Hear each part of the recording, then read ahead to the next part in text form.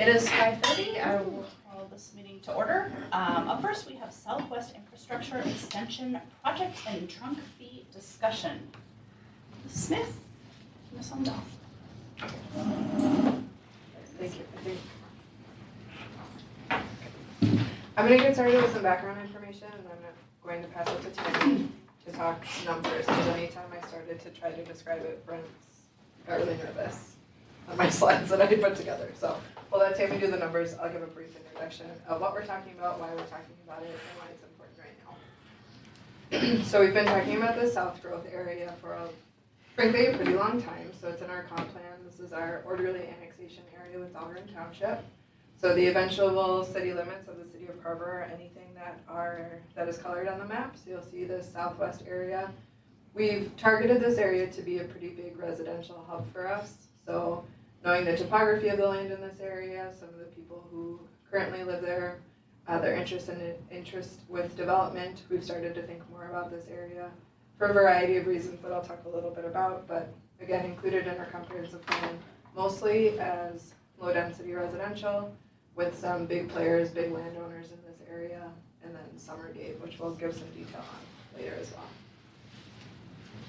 So why are we talking about this? Why is it important? Why are we thinking about it right now? So you've seen this slide a bunch of times. The inventory of what we have right now is becoming limited. We don't have a ton of developable land on any side of our current city limit, so property that could be annexed into the city limit is getting really tight, frankly. So there are some areas that we know could develop, but we have relationships with property owners, and they've indicated they're not interested right now, or they have other plans. So we're looking right now for some opportunity, thinking larger scale instead of just waiting to see what happens, thinking more proactively about development where we think it's going to happen. We also are starting to think about decisions that are going to need to be made in the next 10 years as we start to think about our 10-year financial plan. Building permit numbers are an important factor to that, and if we start running out of lots, that story starts to unfold pretty quickly, just knowing the details that we need for the 10-year financial plan and its relationship to building permits. So right now for lot inventory in Timber Creek, Planning Commission is reviewing phase 5 of Timber Creek on Thursday. City Council will see it in July. That's the last phase of the development. So right now, including phase 5, we have 133 lots left in Timber Creek of 349 total. And the only other construction project we have that has lots is Brookview, which is 21. So if you look at our permit assumption years, for the next several years, you'll see 2025, we're anticipating 160 housing units. If we developed every lot in Timber Creek and in Brookview, we still wouldn't get there. So we're starting to realize that we need some additional lots in in the community that can develop.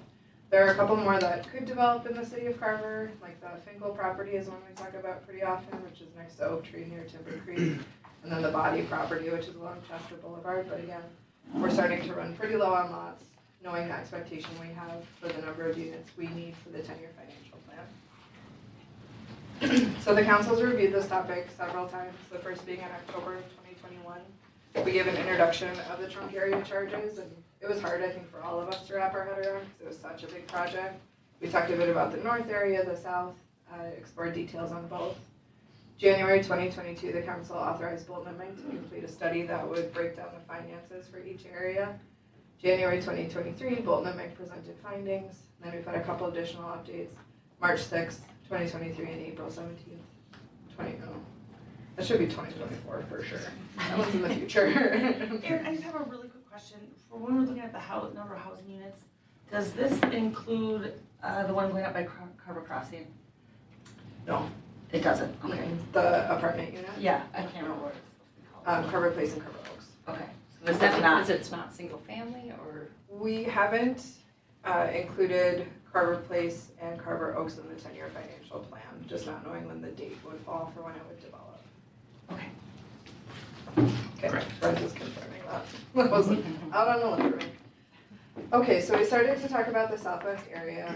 You'll see it highlighted on the map. There's a yellow area as well as red. So this is the utility extension that's needed from our current city limits to get down to this area that we know will develop as the large-scale residential project. So we're looking for the extension of city services along this corridor. There needs to be a sewer upsizing project and then new trunk line and water extension down to the area highlighted in red, down to an area that we know is largely developable. And then we also know that this is possibly in conjunction with some planned county improvements along GCP. Quick overview of what we're looking at. You'll see some pretty substantial intersection improvements in the right diagram. So is Overlook Drive currently in the system? It just has a smaller pipe? Correct. Yeah, it's a lateral main, it's not a trunk main. Okay. So when they developed Carver Bluffs West, at that time, the thinking was they brought utilities through the Carver Bluffs neighborhood, where in retrospect, the choice probably should have been to bring a major trunk line down County Road 11. But the existing service line runs to the north and east, which creates some constriction in the amount of flow that can go through that area. So we're not built like we would traditionally now, where we, oversize sanitary sewer, water main, etc. So that's kind of created this gap in service line that we would traditionally not have in how we would do development today. So can you explain the difference on the left and the right? So is the left what was planned for? And the right is? They're just two different areas. So the area on the right is the intersection of County Road 40 and 11. That's a T intersection today. If you go down and to the right, that goes to Jordan. Okay. If you continue going to the left, that's just an extension of what you see on the right. So Mount Carmel Road is here, which is down in that growth area, so this is farther south. And Carver Bluffs Parkway, if you can denote that here. So the former wastewater treatment plant is on the top side on. What is on the, like if there was a clock, like the 7 o'clock, is that Overlook, if there was a street on there? Here? Yeah. No. Is that Overlook Drive? What street is that? That's That's Carver Creek Circle. Carver Creek Circle. Is it an older No. picture? No, they're two Oh, different that's the map other, that's the other locations. Carver Bluffs. Okay, so that really throwing me off, because I'm picturing where Overlook This is Drive how- This is a side of the bluffs. continuation, so if you Yeah. take this and you put it right here, Got it. that's Yep, all this yep. says, so. This This is house- the old wastewater site, Yep, and I if you see just the go maps, you all know. the way down, These two houses that's what are this- the Got it. it was just Yeah. too So hard it's to like- show on one. The right Picture. should be on the left. Yeah. Like it's, okay, thank you. So some updates we have tonight just on the planning side and then some information that Tammy will present. We've obviously continued working on this project from 2021 into 2024. And we've thought about the trunk area charges. So when we were talking about it previously, we were discussing having just one area be charged the trunk area fees. So when we talked about it, the lots in the southwest area would have an additional fee that other lots in the city would not, to pay for the utility extension of city services from our current location near the Carver Bluffs down to this area. And we've rethought that methodology a little bit. So we've taken a step back, thought about it more holistically, looked at other communities. Tammy has that information in her slides. And we are looking to move forward with a plan that would not be specific to the southwest area. It would be for all permits coming in on a per residential equivalent unit, or REU. You'll see that throughout the presentation. So essentially, per one house is one REU. We can apply that to commercial and industrial projects as well. So this would allow development across the community to be more equitable. When we were talking about this with some developers that would be developing in the south area, they came up with a point to say, if the same builder is building in the south area and maybe on the north side of town, there's no way that we're going to be able to sell anything in the south area if there's an additional charge that's tacked on, which was enlightening to us to say, it might be the same builder. We see a lot of the same nationals. So how can we make it that all areas of the community are able to have the same access to utilities? So that was a big point for us. Tammy has a lot more details on the numbers and other communities, like I mentioned. And then we've been working really closely with Summergate. So Casey Walschlager, he worked with us on Oak Tree and Timber Creek. He either owns a ton of property in the south or knows a lot of the property owners, the big players in that area. So he's been really helpful for our conversations, talking through some of this methodology, letting us bounce what sometimes felt like silly questions off of him, just to say, are you seeing this elsewhere? What does this mean for a project? So we've been updating them frequently on our trunk area journey, and then we've requested some type of commitment to Summergate. So if we're going to move forward with a large infrastructure project, extending utilities to this area, we need some type of commitment that the project is going to happen on their end. So we are able to move forward together, essentially. So we've asked Summergate and Casey for an update of what they're thinking for their project. This is what they were able to provide for us today. So it's really vague, big picture, I think intentionally just laying out what it could look like, but obviously we can't hold them to any of this information. But based on this map and conversations that we've had at a staff level, Summergate's really actively working on these pieces. They've shared some details that have made us believe that they are pretty far in the planning process, getting through transportation, facilities, thinking about park dedication, et cetera. So Casey and Summergate continue to work with major landowners in this area. They have really strong relationships with people in this general area, and the majority of the people in this area support the project. Casey has let us know a tentative timeline for project start date is 2025. There are some really big steps that need to happen for a project of this size. So it won't be a typical coming in for concept plan, preliminary plat, et cetera. So an AUAR is anticipated, which is an alternative urban area. What's the R? Review. Good one.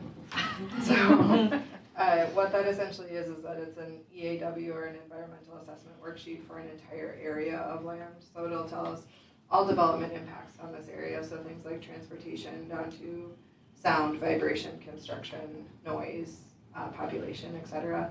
So it'll give us a really large swath look at the impact of this development. So Is that similar to what we had to do for Timber Creek? Or Yes. is this? So they did an EAW, which is just a smaller scale of an Okay. EUAR. And Summergate has been discussing this project with potential builders. So Summergate typically is not a builder in the equation. They typically plat the lots and then sell fully platted lots to a builder. So they've been working with several national builders that they typically have worked with, just kind of previewing this area to say we have a lot of developable land, we're working on it, this would be the timeline. So all points leading to the project with them is likely a go as soon as we're ready, if we can make a commitment with some type of timeline for the utility extension. So I'm going to stop now because numbers are on the screen and that makes a couple of us stressed out about that. We'll come back to the cost if you want to go to the next slide. So for those council members that came in, Tammy Umdahl with Northland Public Finance, and we worked on reviewing these numbers again. But I wanted to start with the context in looking at this. So last November, when I was before you on the long-term finance plan, the southwest area and the cost of the project that was just up on the screen, that was part of your long-term finance plan in the current version of that. And that assumed, though, as mentioned, that the southwest area would bear that cost. And we'll get into those numbers in a moment.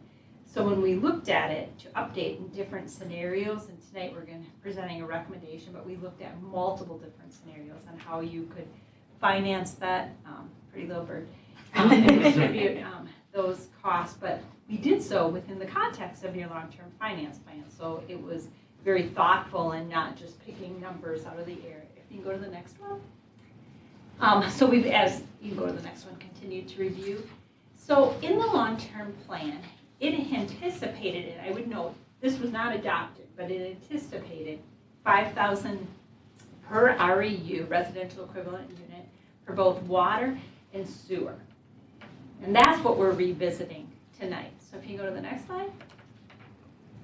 So as presented, in lieu of adopting an area trunk charge that would be specific to an area and different than the rest of the city, we're proposing, our staff is along with Northland, that you consider a new charge that would be for all residential equivalent units. So it applies to not only residential but commercial, industrial, a fee that would be collected at time of plat.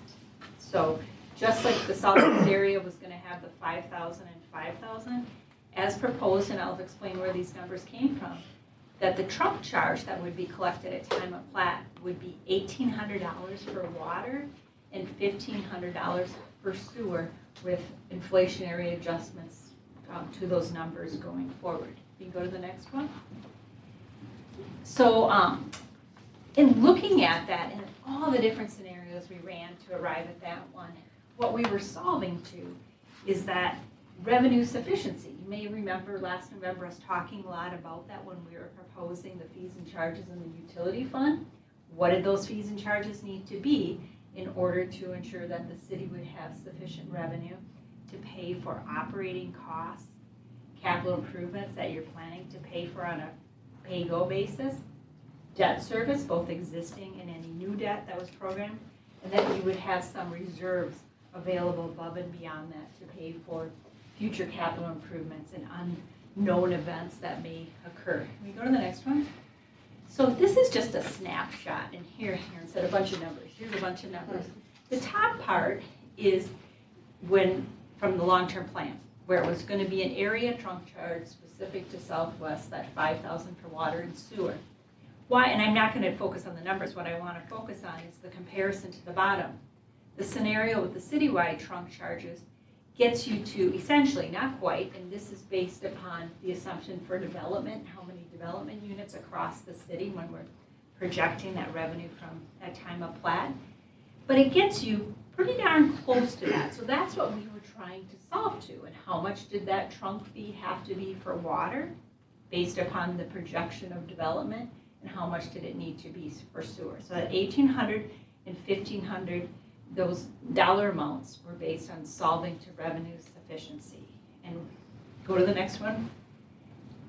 We also compared that, huge disclaimer here. If you've ever looked at fee schedules for cities, they're complex. Any developer would tell you that. We believe this comparison, we being Northland, is reasonable as we made assumptions in order to compare this, but we could have gotten it wrong. Meaning, a city Dayton might look at that and say, how'd you come up with $25,996? We believe it's reasonable, but we did not go through each of these cities and say, hey, assuming this, what would those fees be? But we offer this as a comparison of where you would be in relationship. So even if we're off a little bit, you're still at the lower end already on those fees. So by adding this, it's not that it's going to put Carver as the highest city, and these are cities you compare yourself against. And that's an important point both for the city council to understand, and it matters to development. It matters to developers on what those costs are. If you can go to the next one. Important point. When I say that the 1,518 gets you to that revenue sufficiency, that's based upon the development assumptions. So if development doesn't happen as projected, it's not that you wouldn't be solvent in those funds. You would then be looking at, well, this project isn't going to happen. So where we had built that in that you needed revenue for, you pulled back, or your debt service. But I want to note that it's not going to be exactly like you projected it. So you'll have to pivot as needed. But we believe that 1,500 and 1,800 for water and sewer is appropriate in achieving that revenue sufficiency. And we looked at different ways of getting there, but in the end, we're recommending this approach to the city. I believe that's the last slide, isn't it, Erin? Yes. I'll turn it back. So, it's a big topic. It's something we've been talking about for a while, and again, it was something that kind of, I think, made us all, our heads spin a little bit, but I feel like we're getting down to the details that we need to understand to have this feel like something that we're moving forward with. So, I'll open it up for questions, discussion. Yeah. Just one note, Tammy, if you could add to this context, the same rationale that you use for revenue solvency with this analysis is it fair to say that's the same analysis that the council could use for understanding connection fees and the number of units that we need, that if the city doesn't have any lots available and connection fees aren't collected related to those lots, in the end, the debt service and the capital for the bigger picture of city investment changes as well, so that all these are kind of connected in a unique way. That is correct, and thank you for mentioning connection fees, because we didn't touch on that. These fees that we're proposing, the trunk, are in addition to your connection charges. So your connection charges are at time of permit, that would still be payable. These fees would be at time of plat. It is not uncommon for those comparison cities that we had that have similar trunk charges that are payable at plat. So yes, what you said, Brett, I absolutely agree with that summary. Okay, so I recall we discussed this must have been a March discussion then. It was a previous discussion that it made sense to spread the cost to make the southern development competitive. But this is a price increase to everybody else. Are we under any obligation or expectation of the developers who already have things in flight that now they're going to have these increases on their plots? How does that work out for them? So it happens annually for developers. So anytime any of our connection fees change or park dedication changes, they typically, I would say, anticipate every year city costs are going to increase. Depending on what we're working on, that number can stay the same. That are, well, it went for connection fees, but park dedication is a good one. So for the past 5 years, our park dedication number has been $4,070.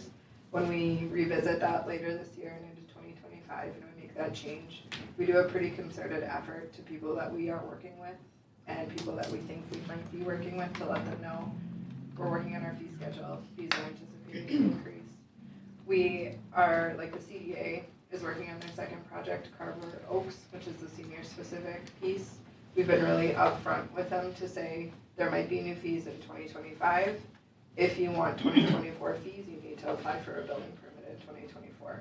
So it's always our goal to have that information available as soon as possible and to talk to people about it. There are projects that we don't know about right now as we start talking about this right now, but we try our best and we try to communicate early and often about changing fees, but it is just part of development. January 1st, Sure. most developers anticipate something. Okay, so this isn't going to come as a shock to anybody that's already got something in process. They might give me a like, I know what you mean. But you've No. socialized this Correct. already. Yes. Okay, then the other question I have is, we also talked about some interest in the northern side, and we were kind of surprised that that was coming earlier than we thought. Yep. Doing all of this, are we still able to do something in the north sooner than later if we need to adjust? And We can. okay. If there was a project in that area and a willing partner, we could absolutely move forward with these fees for new permits in that area as well. Although the 212 crossing will be important too. That's already in the CIP. So we were thinking about the south area. It felt like a more steady project, just knowing that there is someone already there working in this area, knowing that we need some type of commitment from a developer to move forward with these fees, so we can start building it into our plan. I would also offer that there's a distinguishing factor on the north end. We're not in an opportunity where infrastructure wasn't connected. So if we're all familiar with the Wickenhauser farm that's north of JCE or north of Levi Griffin, when that property develops, they'll have to drag water and sewer to their northernmost property line. And so it'll happen organically.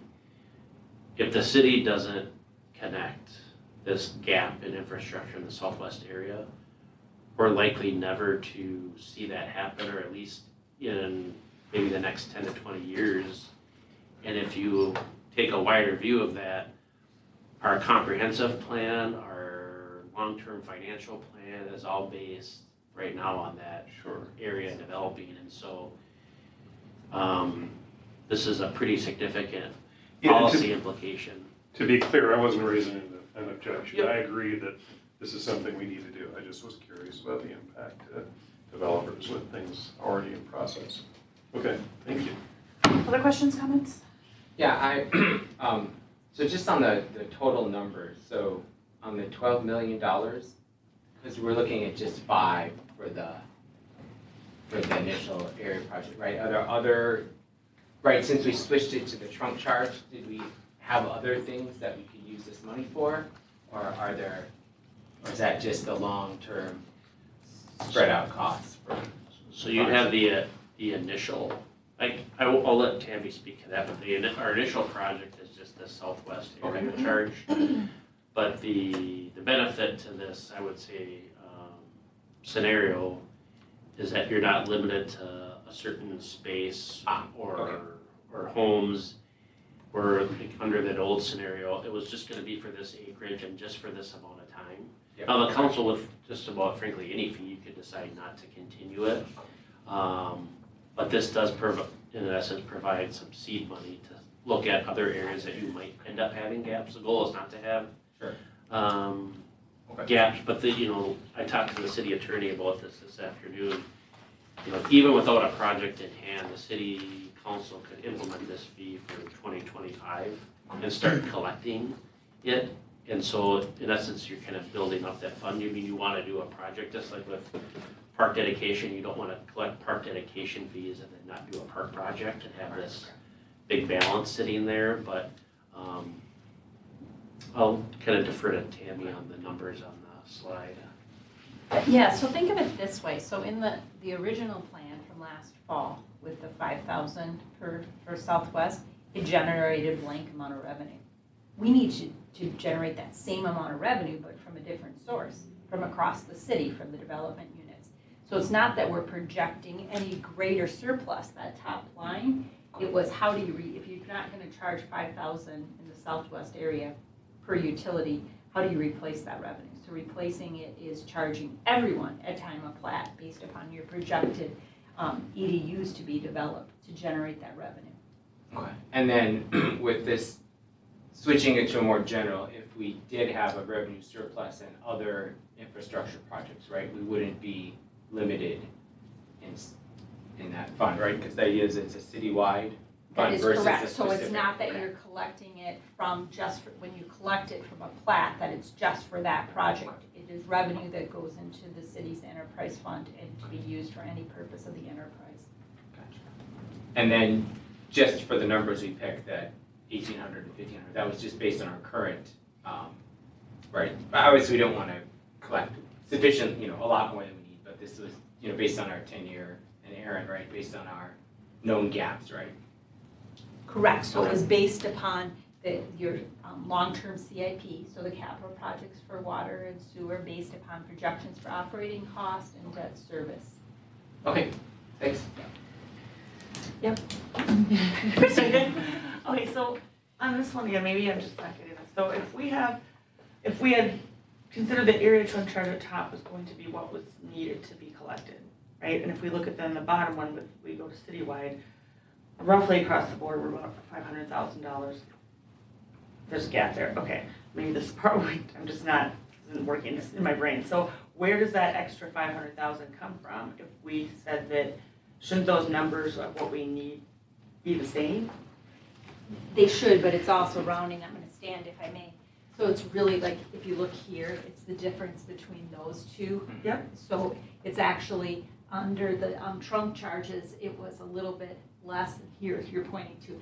In the big picture, that difference over that longer period of time is not a material difference. But if you said, well, could we tweak it from 1,800 to 1,750 or something like that, could you do that? Yes. But we were looking at it bigger picture than that. So are we going to have to make up that gap in our budget?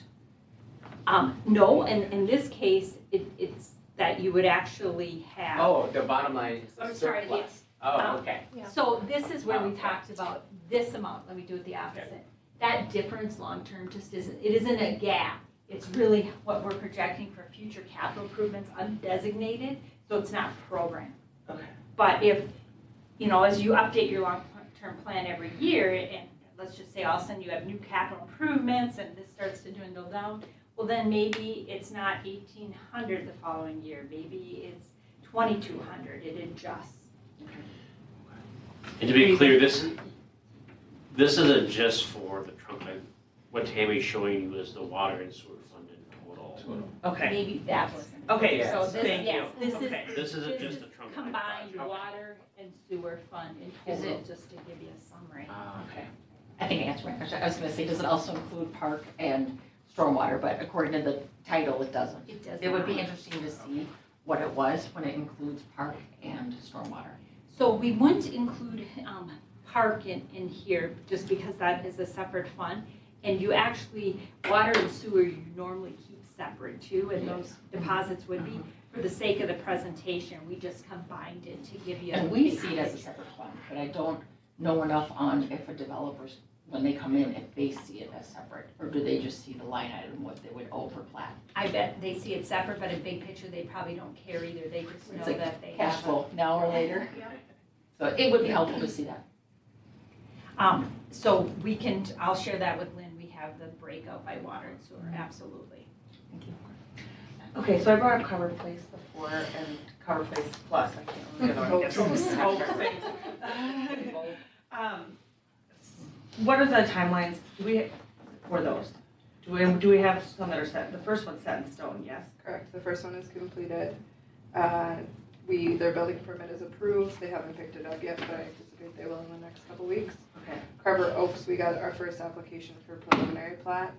So I anticipate building permit application in 2024 for them. Okay, so they wouldn't be subject to these fees then? Okay. When I'm looking at the map of the southwest area, we've got Mount Carmel in there. I know a lot of those folks are not interested in joining into the city. Certainly there may be some that are. What are we gonna do for kind of those existing areas? Are they included? Are they expected that we would want to annex them, but they have the choice not to annex? We will never go to someone's door and say you have to come into the city right now. They're not ready if we know they're part of our annexation area, unless there was some crazy circumstance, but I don't think that will happen.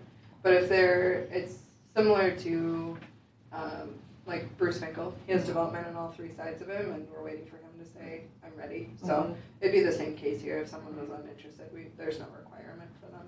Okay, and the reason I ask is because that's not, one property owner or two property owners, there's many homes back there. So, and they're Dahlgren Township, right? Correct. So that would have to be some vote on their side to join in. Correct. What would, Well, they don't have to vote, like a property owner can petition themselves to join. Right. And then they'd have to pay all the requisite fees, just like anybody else. So even if they're a number of years ago on Jonathan Parkway who asked to come in. Right. Yeah, it's right along there, but let's say someone up on the corner of Kristen Lane, that's probably not gonna be feasible for a homeowner up there, right? I mean, they'd have to run something all the way down. Eventually, it gets close enough where they might consider it, but the property owner has to initiate that. Okay. And it might come down to city utilities are available to them, and none of them have well or septic networks any longer. Like, a lot of these decisions could be driven with utility availability too. Okay. We have the pink area all blocked off. What are we missing in here? What's not sold yet? Do we have that? Do you have a map of that available or something you can explain? This one? Yes. I mean, that's not all under contract. No, so Obviously, this we've is got the, Mount Carmel. Aaron can probably speak to it, but it's a utility area. Okay, so this isn't meant to show. That's the entire area that the sanitary sewer could service if we did that extension. Okay, perfect. They probably own maybe a couple hundred acres in fee and then have purchase agreements for another, again, as much, couple hundred acres.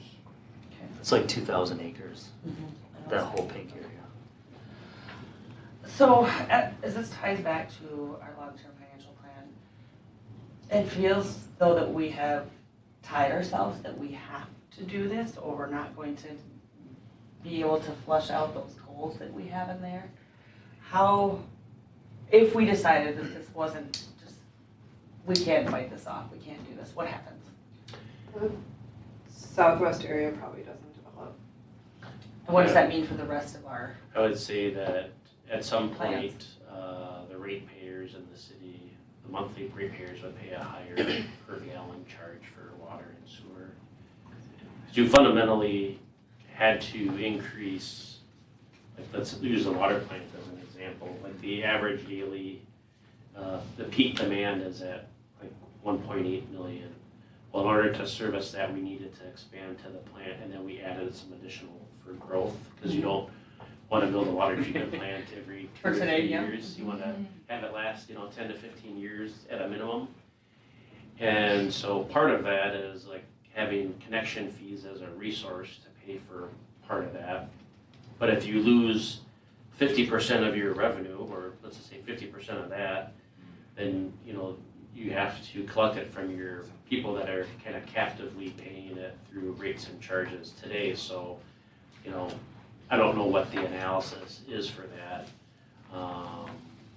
But we could play that out and said if you, for our long-term financial plan, if you only got 25% of the growth, or you, let's say, went 5 years with, only 10 homes a year, well, your water and sewer funds are gonna be deficient, and then you'd have to raise rates on residents that are here today to pay for that. Well, and not only that, it would affect permit revenue, levy, budget.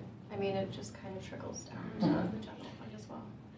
But, and ultimately, I would say, like, it's not a have to, but I would say it's a major inflection point on how you, if you would choose not to do it, there would be development delayed in some areas that would impact all the financial pieces, but I would say a significant portion of of the city's comp plan for the last 20 years, you probably on the next update say we're not even contemplating growing in the southwest area because we're not willing to bring utilities in. If the city's not going to fund that $5 million gap, you're not gonna get one home builder to pay for that and run that pro forma out to make any money either, so. So for the north end, is Chaska does Chaska have a development that's coming out closer to where we are at? Is it something where, I'm not saying to never do the southwest area, but is there something up here that there's a savings, that it's faster, it's easier to hook in the north area, start that development because we're gonna be, because Chaska's right there and they may have something under development plans? I would say no. We meet with Chaska really regularly, like they're working on a couple of projects that are pretty close to city limits, and that usually dovetails into everything we're working on. And I would say neither of us are close on the north area. Okay. And at best, they would be like emergency, like connects, but that would be an integrated service. Chaska is not interested in that. Okay, because we have that one that's going in right above, but that's about Well, the farm, right? and that's the curve, like an triangle. update that I have in my city manager's report tonight is that kind of apropos that development's probably not gonna occur for another 5 years because Chaska can't bring utilities there. So the developer got a little ahead of the project, but Chaska's nowhere near bringing water and sewer there, so it's not gonna develop. Okay, so if we got that triangle and they look at our. It's a conversation I had with Brent today. Yeah, we made that pitch, they're not interested in that point. Christy and I will show up at their next meeting. We'll pitch it. Yeah. I thought I had one more question now, I can't think of what it is, so put it going on, come back. Lori, do you have anything?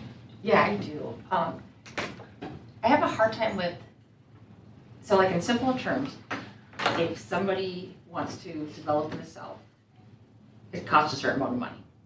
But we're gonna collect money from the people that also already live here. No. No.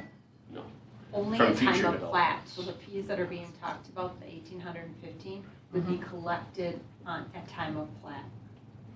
At time of plat in the south area or what's still Throughout open? the city, so any new plat after you would adopt the So then, fees. so there's kind of like existing potential to be new and like elementary, like kind of like in 3 stages, like those who already live here, those who are really close to being plat, and then those who don't even have shovels in the ground.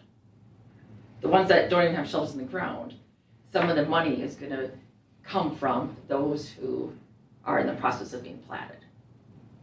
Yeah, I just maybe I'm Can we not, take a step back and can you explain when platting happens and how Yes. that happens in the? So it typically is not one person, so I wouldn't come to the city and say. Oh, yeah, like, I think I have a good handle on that from the planning So- commission, and I understand why they do it like in stages, but I would say like to clarify, like existing residents won't pay $1 for this. And Nope. people who have shovels in the ground today, they're already platted. So Timber Creek right now, if we adopt this for 2025, we won't say for any permit you have coming in now, you owe the additional 1,815. It's anyone who has at ground zero right now has not platted their property. So if there's somebody who's been through the planning commission process and they're maybe gonna get platted in 12 to 24 months, are they gonna pay more? Yes. If we move forward with this? If we How adopt much this more for the compared 2025 to fee today? schedule, $1,800 and $1,500 per lot, Versus zero. zero? That's what I have a hard time with. I mean, that's what they agreed to, and it's a There's supply. no- There's no- Not agreed to, but it's a supply demand. No, I think you're not understanding. Actually, I think I am. So no one who's working on a project right now Right. will have this fee added. Right, but before they get to that, and they're making decisions on what is it worth per acre, what is my investment, what's my cash flow, those are things, and we're asking the new people to not pay as much versus I'm sorry I'm not giving a good scenario, but I feel like Yeah, we should stick with the plan. Like, Yeah, what when I- it comes to, things might be worth more. Like, yes, somebody's gonna pay more for a park fee than they did a couple years ago. and the council could, if that was a concern of the entire, or the majority of the council, Yeah. you could set your implementation date at a certain time to give a little bit more breathing room, or you could say you're gonna institute it on January 1, but anyone that started the preliminary plat process on a property is exempt. I mean, there are scenarios that you could alleviate that concern. Do you have any other questions? I don't think they'd be answered right now, so, but no, thank you. So thank you for going through the plotting thing, just so that I'm understanding Brookview, not affected by this if we decide to do this for 2025, Timber Creek, anything that we're aware of that has vacant lots that we know people will be putting shovels in front of the building, not affected. Correct. I like the idea of making this citywide. I think, we were going through, and one of the questions when we talked about this in March was, why would you build the same house on the northwest, side of town where development is right now versus on the south side of town if you have to pay $5,000 more. So I think that that's more equitable. The Summergate folks have relationships with a lot of these landowners and they are ready. There are some purchase agreements in place, but these folks are, and probably have been, ready to sell for a decade, maybe decades at this point. And for me, this just seems like a tool in development. It seems like a no-brainer to me. I'm comfortable that we made a really nice change in lowering the amounts. I think that $3,200 is more palatable, and we've heard it from the developers versus $5,000. And quite honestly, I'm really terrified about what it would do for the long-term financial outlook if we didn't do this to provide the opportunity for more folks to come to Carver. And just for some additional context, and I would take this either as a pro or con depending on your point of view, but the likelihood that the Lunzen or the Lunzen estate is going to develop in the next 5 years is pretty slim. And so beyond that, the only area that will probably likely develop in the next 5 years is the southwest area, and the developer who owns the majority of the property in the area is advocating for this fee to be installed. And so as it relates to impacting new residents or new development, the person that would be impacted the most is advocating for it. So however you take that, we are in a unique position where like the area to the north isn't going to develop until Levi Griffin Road is extended, and both of the properties to the north and south are in ag reserve, so that's likely not going to develop. The Lunzen property is likely not to develop, and so we're just left with this southwest area. So if there is a general concern about impact to the people that will be charged, the person that, or the company that would be charged wants the charge to occur. Now that doesn't mean that folks 5 years from now would like that, but there is a certain amount of onboarding that you're gonna get that you typically wouldn't have just because of how the geography lays out in the community. Also, I don't get with you next. Just to confirm, you talked, Summergate has skin in the game, and we are requesting Summergate to demonstrate that they're ready to pull the trigger on this, so that it's not as much of a gap on the city's side. And anecdotally, it's been really helpful to bounce these numbers off of them, just knowing the amount of projects that they do, saying the $5,000, saying citywide. Brent alluded to it, but when we had the first meeting with Summergate, the first sentiment they had was like, finally, we've been waiting for you to figure this out. So they're eager to start this project, so. Another small piece is the intersection improvements planned at 40 and 11. The county is planning for turn lanes. And we've asked them to delay, understanding that if the development goes in, a roundabout would go in. And so we were wanting to be in a position where the county doesn't put in turn lanes and then 3 years from now we decide, hey, we're gonna do this.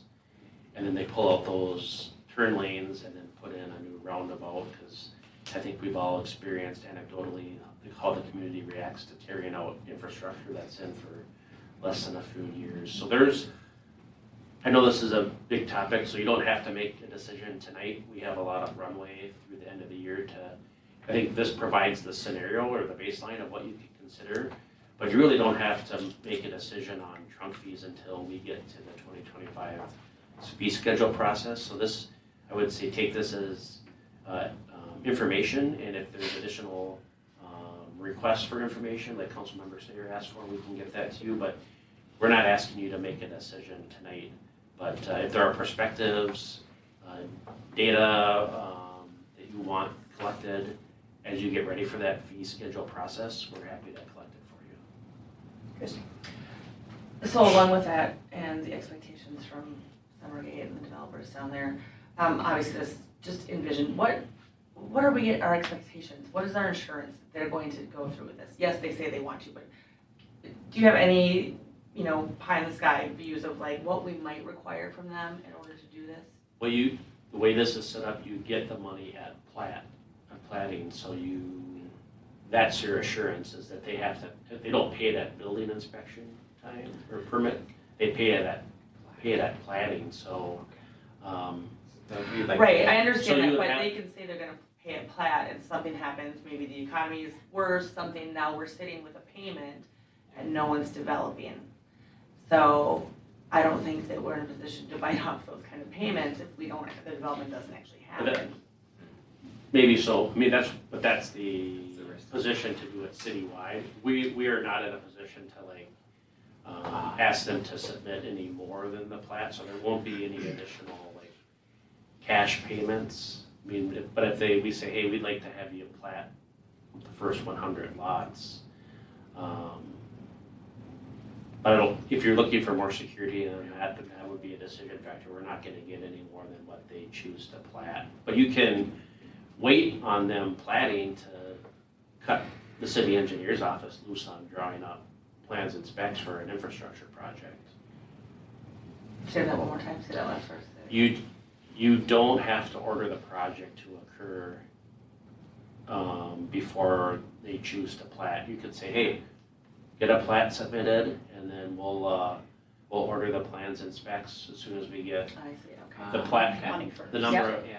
so in your mind, you could say, you know what, I need to see at least 100 lots. Because they'll start, they're gonna invest money in getting that initial plat started, right? Tens of So- thousands of dollars. Right, yeah. so I don't have a lot of problem with this plan, the way it's been presented.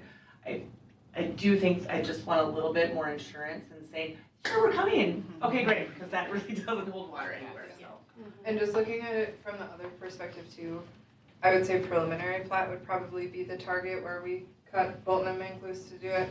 I would struggle having a developer go through final plat Sure. before we start those plans, just Yeah. we need to partner together to say, you put skin in, we will too. It's good Once once preliminary plat is approved, let's get started together. Yep, yeah, I wouldn't think final would be right either, so. We wouldn't build it until after final plat anyway, so Right. you're not gonna be putting pipe in the ground until there's a final plat that's approved, so. Sure.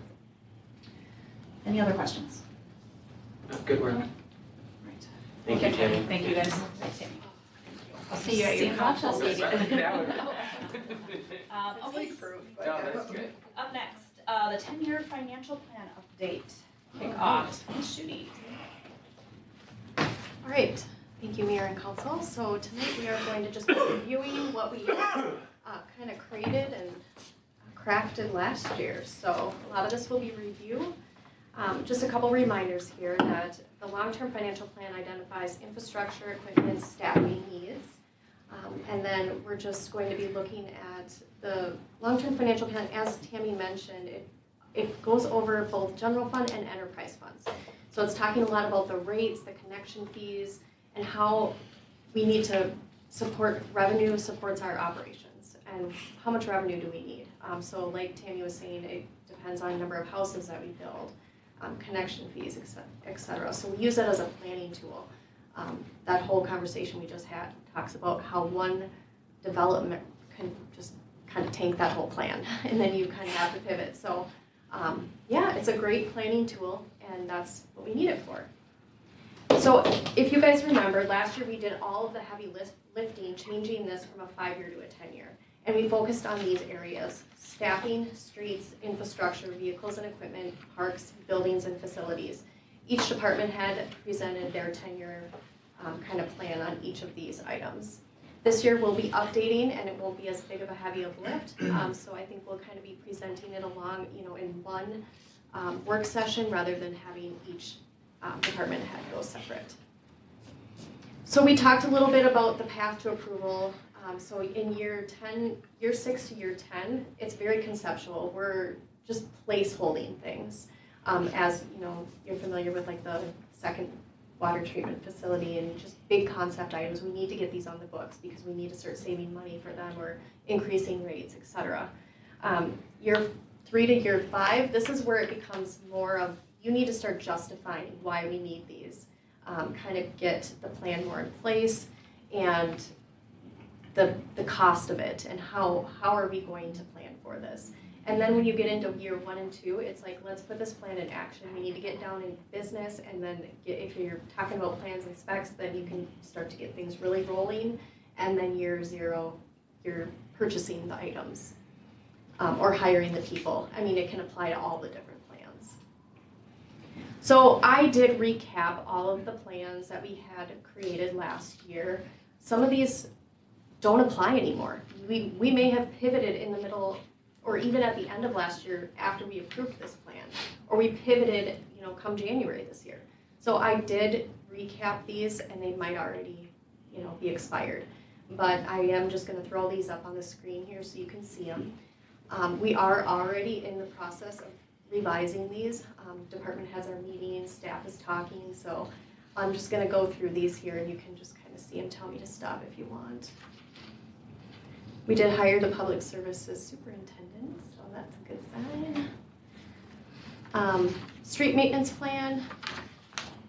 This was kind of fun trying to just put this into quick lingo for everybody to see what we're doing. Just going through here. Infrastructure plan, I combined the water and the sewer, but you can see here we have the Southwest Trunk Area Extension on here for 2025. Equipment and vehicles. Can I just interrupt you Yep. for a second? So at this point, there's probably no way that project happens in 25, so that's like one of those things that you can just kind of put your mind at ease. The soonest we'd probably get that done would be 2026 at this point, but an example of how things through policy and discussion and kind of line of sight change, maybe not significantly, but by a year or two based on some information that we've collected over the year. Yep. But in theory, it would be something that we could start collecting for in 2025, not shovels in the ground in the project. Correct. Yes. Yeah, so it's always great to have a placeholder on here. So I always tell everybody, just think what possible improvements is there, let's just get it as a placeholder. Do we need? So continuing to go on, we are doing the equipment certificate. We're actually working on that tonight, more with the bond. Continuing on, equipment and vehicles. We go all the way to 31. Parks Capital. Can't wait for that Lions Park. I played pickleball for the first time yesterday. Look at who's on board. Yeah. And then we have buildings and facilities, so this is where I really challenge staff to really think hard outside of the box, because sometimes really large improvements come up that you don't even think about. So really trying to flex their minds here. And then here's where we get into those previous and projected utility rates.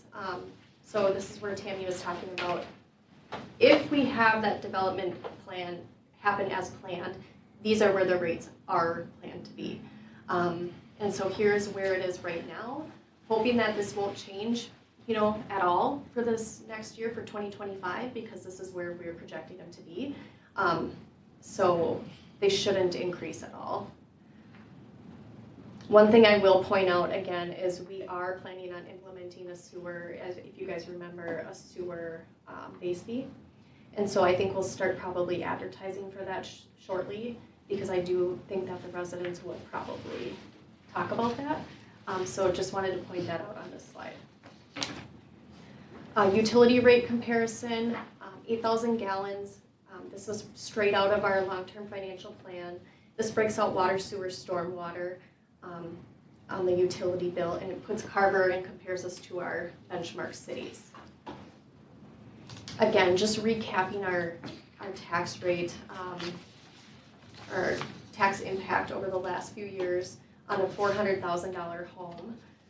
So last year, we were at 39%, and this projects it based on, again, what do we need for revenue, what are we gonna be hiring, et cetera. So I'll just point out that our long-term plan is a plan, and we're going to be using this as a decision-making tool as we have been over the last 6 months or so. We're already revising the current plan, and we'll be handing information into Tammy probably in the next 6 weeks or so, and then they'll be inputting it in so that we can start getting a new draft of the 10-year plan. So look for more information during our budgeting sessions. I'll give you kind of some updates and run things by you guys. But yeah, this is what we have. I just wanted to refresh all of your minds and kind of show you what we have. So does anybody have any questions on the long-term financial plan? Questions? I don't know. Kristen? I don't. No, it's good. Well, all right. Thanks for the refresher. Is there anything you need from us at this point? I don't think so. No, we're just gonna hit it hard. Excited to start in on that. Okay, sounds good. Thank you. Yes, thank you. All right, up next is the 2025 budget kickoff. Ms. Schutte. All right, very similar on this one, thank you, Mayor. For the budget kickoff, just going to be reviewing a lot of the 24 and giving you just little previews of what we know for 25, of some things that we kind of want to add in. So I'll just get right started. So we're already jumped into the budgeting season. We just wrapped up the audit and now we're already in here. So you'll see the slide again at the end, so I just want to kind of go over these questions so you can be thinking about this as I review. What are your 2025 budget priorities? And then are there any specific programs or services you want added or removed to the 25 budget? And then what do you think will be our largest budgeting challenge for this year? So our timeline, you guys are very familiar with the timeline. We are kicking it off tonight, and we're going to be doing some CIP review, and then we really dig into the department budgets in July and August.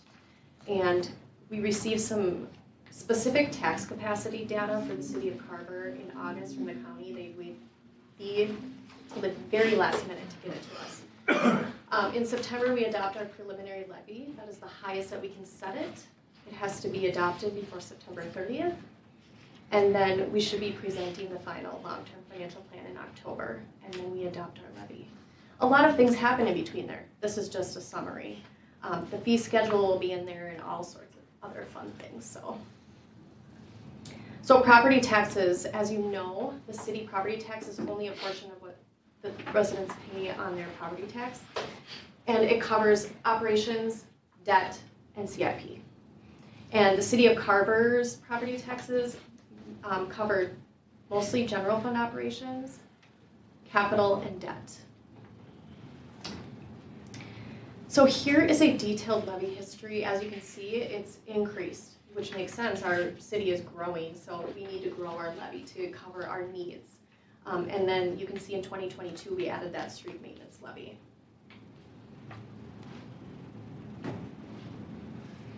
We have a nice curve here, progression with no major spikes in the levy, which I would say would be a good thing. So this is just showing that previous slide in a different way.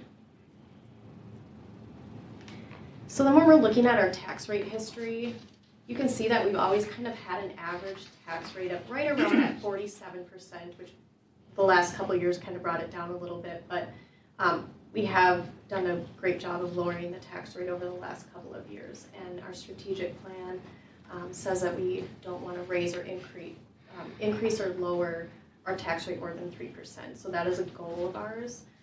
Hoping to hit that again this year, so aiming for that. And then look at that population growth. So again, the levy increases, the population increases, and so happy to say that our tax rate decreased. So that's one trend that's great. So average valued home, that is one that has a little bit of a spike. You can see in the page 23. That's when the values really increased on that average valued home. In 2025, I did note down there, we received our values from the county. Our new value for the average valued home is $433,500 in the city of Carver.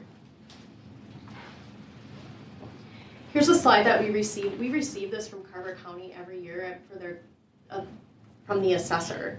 So you can see that new construction for residential added was 41 million. And commercial, we added $906,000 worth.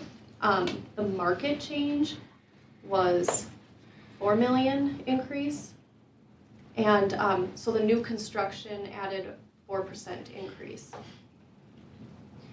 So the value of the market was just barely, it was almost a flat.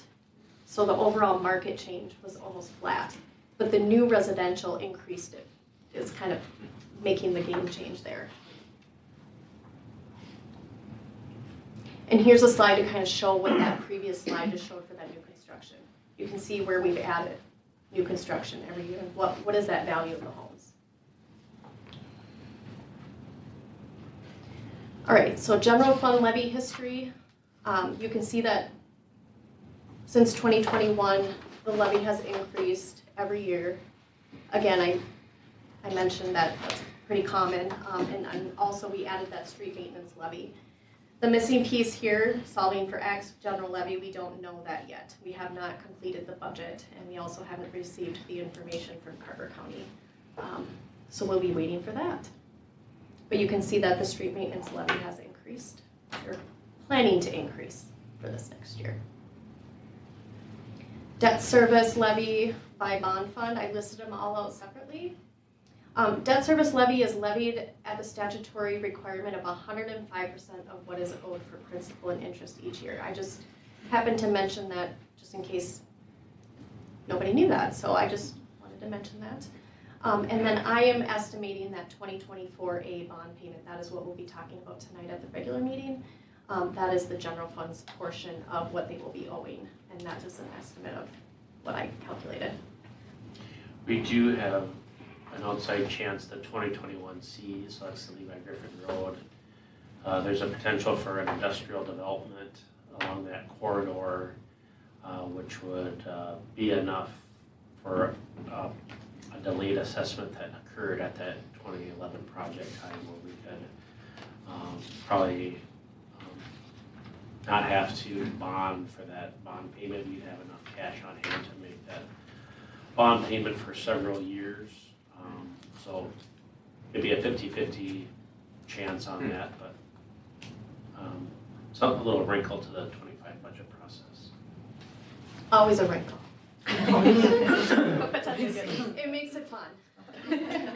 So here's some preliminary considerations. Revenues, LGA, we don't know the funding level yet. We haven't been told. Building permit revenue, obviously, we have no idea yet. I'm gonna assume we're on the same track for the 2024. Just we're gonna be conservative. And then the general fund levy, I'm assuming that our operations are going to increase by 10%, our expenses. So I'm not saying the levy's gonna increase by 10%, I'm just assuming that our expenses are going to. Here's some operating expenses. Addition of one new deputy. If the classification compensation study is implemented for non-union employees, I put that amount there. An admin communications intern, public service maintenance contracts, there's some specific like generator and things they want to start getting checked on a regular basis. That's an additional amount. General inflation cost increases across the whole entire general fund. I estimated that at $110,000. Southwest Prime, this year's funding amount was $45,000, so I threw that up there. and then a public services mechanic with a July start. Well, Yeah. Brent, for the mechanic part, I thought we decided to move, a number of years ago, to move our mechanic operations outside, outsource them. And we're going back to have a mechanic tech. Didn't the vendor no longer provide services? Yeah, so there's I was gonna provide this with like an update, so I can kind of get into it. So we had a longtime vendor that kind of went out of business, and so we've been kind of cobbling it along with a kind of a mix mash of kind of like farming it out, and then our technicians have been doing some miscellaneous oil changes, kind of that thing. And initially, I was going to propose that for 2025. As you know, we recently went out for a public services tech 2. We had 10 candidates, one that we offered, and one that was hireable. He ended up not taking it, and so after talking to Paul and Eric, I think Paul was. He's just right out there. Mr. Schultz. Yeah, wow. You are so good, Brett. You knew he was gonna ask the question. Did you set that up? Look at that. It's so scary because all of you are my bosses. Like and- magician, like. We know you're easily So- scared. So we were just talking a little bit about mechanics, so I was lifting off to, we offered that position, wasn't taken, and so in talking to Paul and Eric, I had mentioned, like, what happens if we move that mechanics position up to 2024 and then hire the public services tech 2, with the understanding that, like, a good amount of time of our existing techs are spent doing this work, and if we actually hire a mechanic, we'll free up our existing techs' time. And then, Paul and I have been working on some long-term strategies for mechanic. We've had discussions with the school district if they could kind of farm out some of that labor to us. But Paul, if you just want to, from your perspective, give a line of sight to the city council on what we do for mechanic services today and why you think a need exists. So currently right now, and I think you did highlight a little bit on the contractor mechanic that we no longer have. I look at it, it's millions of dollars of capital that the city owns. And we don't really have anybody to take care of it. The people that were hired as techs were just for that. They were streets, they were parks, that's what they're meant to do. They're not meant to take care of the equipment on the level that it needs to be done. So in going through this whole process over the last couple of years, it's to me just made sense that, the fire department, and I know Callie's here, he's kind of pulled some of our techs away from working on fire equipment and doing a little more contractor, and you can speak for yourself, Callie, I don't want to speak for you. But if we can get somebody that can be in-house, that can be responsible for more of that, yes, there's always going to be specialty stuff. EV vehicles, that's going to be one thing. I don't think we'll ever hire a mechanic that's going to be able to take care of EV vehicles. But can we get that person to come in and maybe put them in a snowplow truck? Can we put them in another truck if we don't have exactly enough for them to do? Because that's when I think Brent and I went back before. Where's the justification on, we had a contract mechanic here that was 1 day a week. Yep, sometimes he couldn't get done in that 1 day what we needed, so he would have to wait till the next week to come back. So I think if we can move that person around, he can be used in other areas. That would be my answer to justification. Okay, and that was gonna be my question, because I don't see that a mechanic is gonna have, 40 hours a week is gonna have Right. enough work to do there. Right. Does this include the fire station, the fire truck work, or does that have to go out somewhere else? I think Brent and I talked a little bit earlier about this. It would eventually include some of the fire department work, like the oil changes, things like that. There's some larger things that we just need to hire an outside, to certify our pumps and things like that. But we could definitely use a city mechanic to help with those oil changes and some of that stuff, and maybe even dropping off a fire truck versus having one of our firefighters take off time out of their day to, drive a truck to Lakeville or wherever it's got to go to get service. Okay, and I think that's good to keep in mind that if we're gonna look at a mechanic, at the size that we are, if we're going from 1 day a week to 5 days a week, that Yeah. maybe we have something else that's added in there so that other work gets done, like you said, snow plowing or things like that, if it comes down to it. I wanna get the max out of a position like that if we don't have enough. I don't want somebody sitting around doing nothing because. Yep.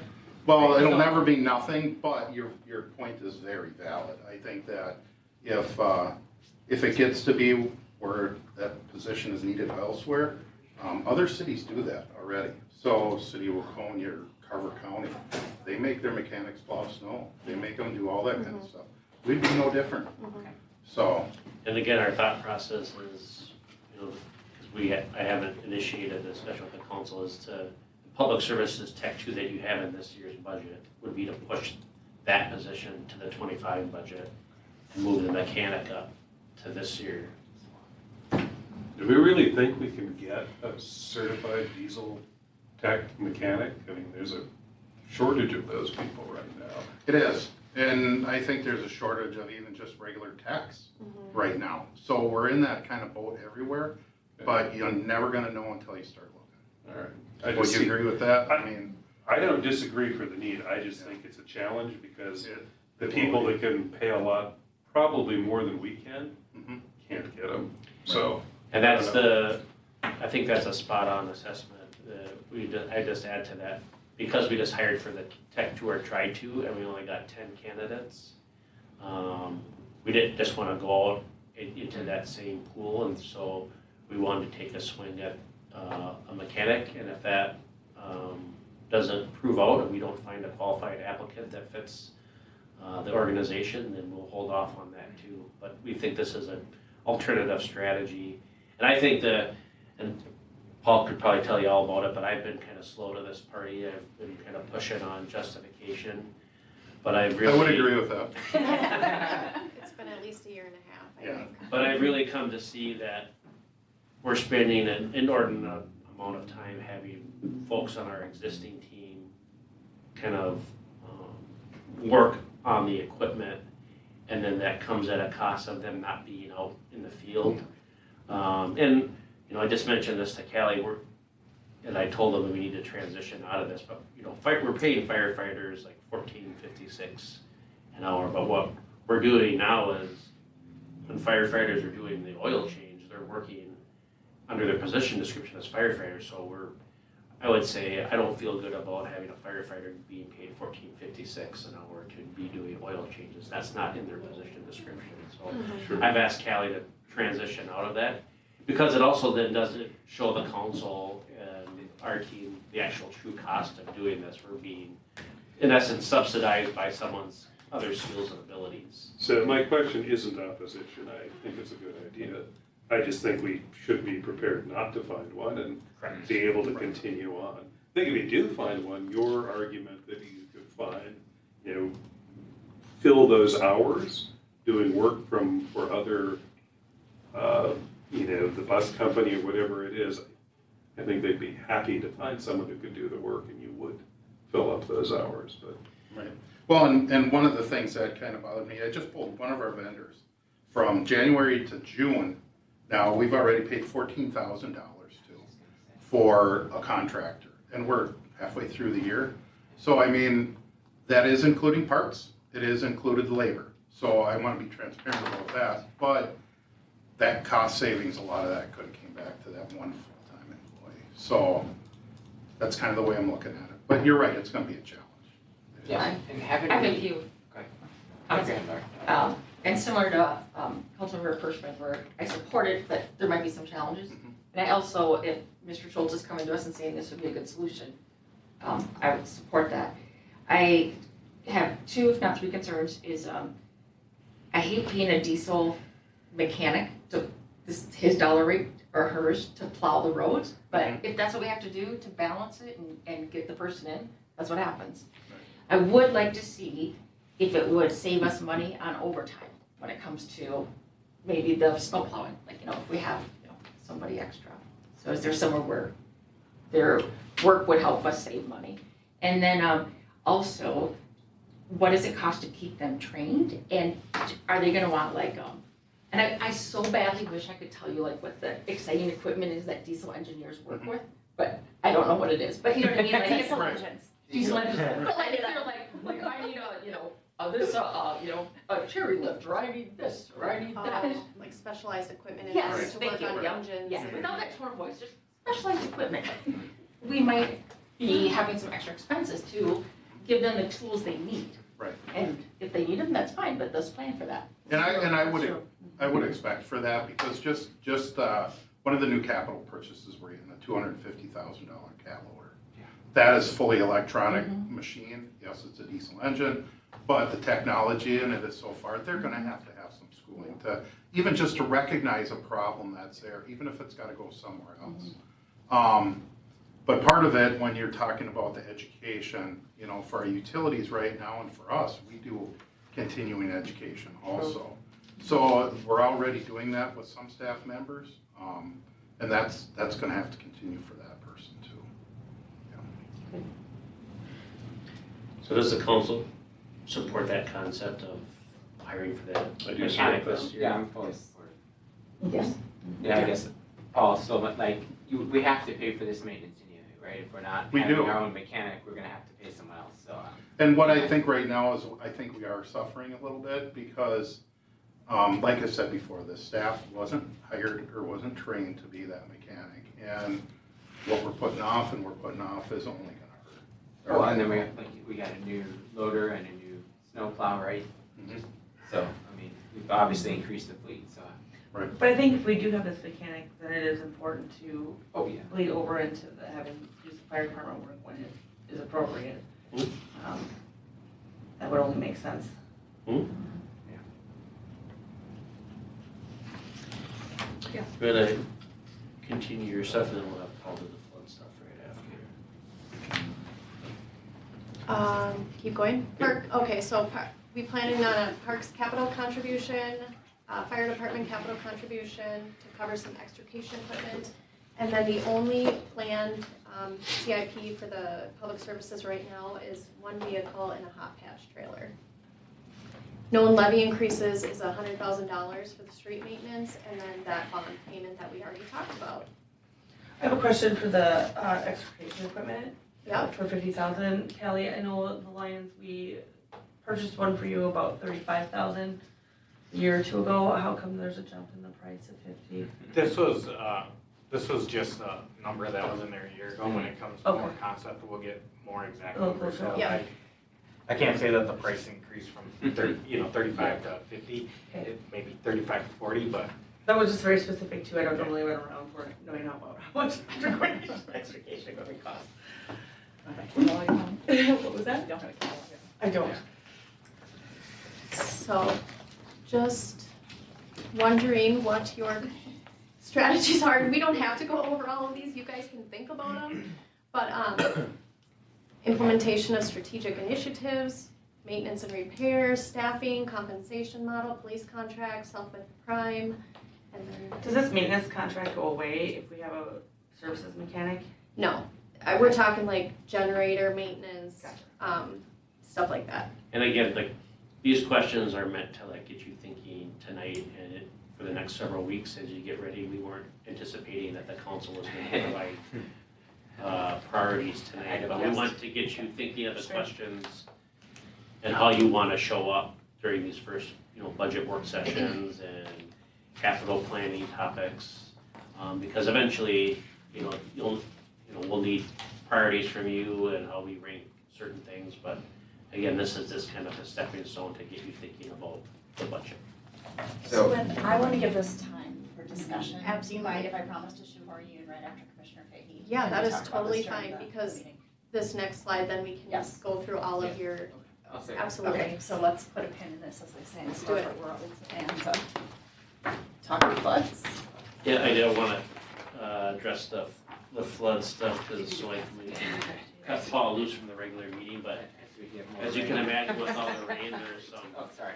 flood preparations, and I think we're fairly used to Riverside Park closing and the gate structures closing along the river.